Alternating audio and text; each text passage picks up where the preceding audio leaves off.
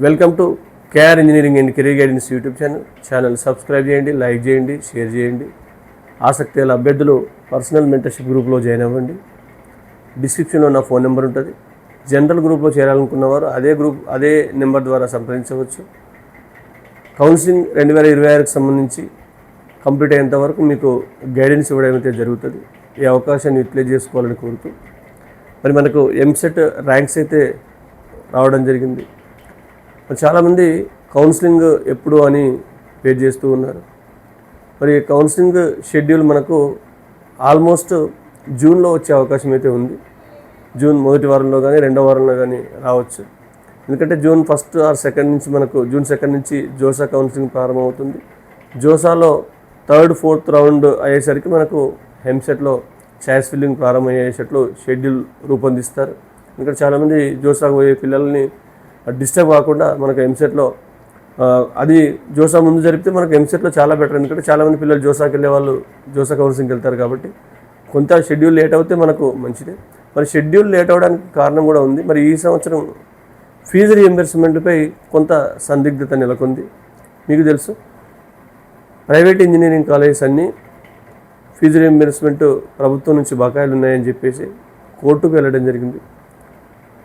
Honourable high court మరి విద్యార్థుల నుంచి కౌన్సిలింగ్ టైంలోనే ఫీజులు వసూలు చేసుకోవచ్చు, తర్వాత వారికి స్కాలర్షిప్ వచ్చినప్పుడు వారికి రీఎంబర్స్మెంట్ గవర్నమెంట్ ఇచ్చినప్పుడు వారి అకౌంట్కి అది ట్రాన్స్ఫర్ చేసుకోవచ్చు, అంటే వారి అకౌంట్కి గవర్నమెంట్ ట్రాన్స్ఫర్ చేస్తుంది అని ఒక ఆర్డర్ అయితే ఇవ్వడం జరిగింది. మరి దీనివల్ల చాలామంది పేద విద్యార్థులు మరి డైరెక్ట్గా కౌన్సిలింగ్లో 10,000 లోపు వచ్చిన వాళ్ళు కానీ, ఎస్సీ ఎస్టీ మైనార్టీ కేటగిరీ వాళ్ళు ఫ్రీగా సీట్ ఉన్న వాళ్ళు కానీ, మిగతా 35,000 రీఎంబర్స్మెంట్ ఉన్న వాళ్ళు కానీ ఆర్థిక భారం పడే అవకాశం ఉందని ప్రభుత్వం ఏం చేసిందంటే, పాత పద్ధతిలోనే కౌన్సిలింగ్ టైంలో విద్యార్థులు ఎలాంటి ఫీజు చెల్లించారు.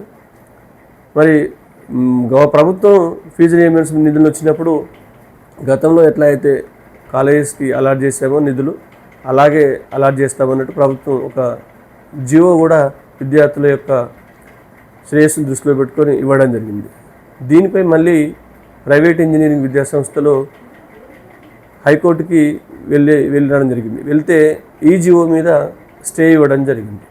దీనిపై మరి స్టే ఇచ్చినారు కాబట్టి దీనిపై ప్రభుత్వం కూడా మళ్ళీ దాని మీద హైకోర్టుకు వివరణ ఇస్తూ క్లియర్గా ఫీజు రీయింబర్స్మెంట్ యొక్క విధానపరమైన నిర్ణయం గతంలో ఎట్లయితుందో అట్లే తీసుకుంటుంది అని మనం భావిద్దాం. మరి దానికోసం మాత్రమే ఈ కౌన్సిలింగ్ షెడ్యూల్ కొంత ఆగిందని మనకు సమాచారం వస్తూ అయితే ఉంది. ఏదేమైనా జూన్లో మనకు కౌన్సిలింగ్ అయితే ప్రారంభమయ్యే అవకాశం ఉంది. కాబట్టి అందరూ యాస్పిరెంట్స్ అందరూ మీరు డాక్యుమెంట్స్ లిస్ట్ ఇవ్వడం జరిగింది ఎంసెట్ కౌన్సిలింగ్ కోసం. అవన్నీ సిద్ధంగా ఉంచుకొని కౌన్సిలింగ్కి అయితే సిద్ధంగా ఉండాల్సిందిగా విద్యార్థులను కోరడం జరుగుతుంది.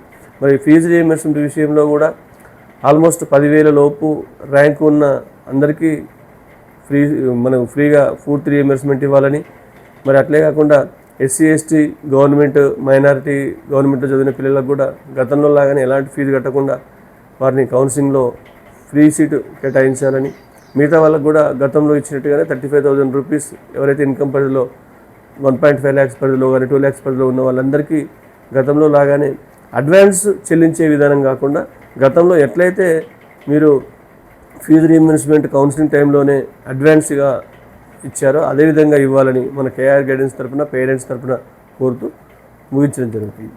ధన్యవాదాలు.